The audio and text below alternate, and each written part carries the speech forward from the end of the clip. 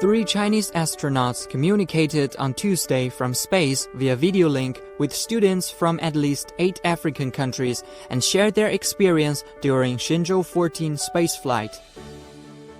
At present, 3 Chinese astronauts are working on the space station. They were sent into space aboard the Shenzhou 14 spaceship on June 5th for a 6-month mission. The technonauts Liu Yang, Chen Dong, and Cai Xuzhe fielded questions from the young Africans during the dialogue, including how they eat, sleep, bathe, and stay in touch with their families during the space mission. الحقيقة النهاردة كانت تجربة جميلة قوي، خاصة ان انا قمت بسؤال واحدة من رواد الفضاء اللي كانوا موجودين. كان في 3 وكان من ضمنهم السيدة ليو يانغ.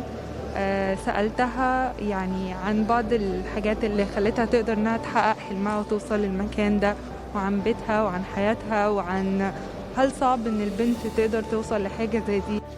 天宫对话不仅是一次有益的人文交流与合作活动，而且也是中非之间进行的一次有益的科技交流与尝试。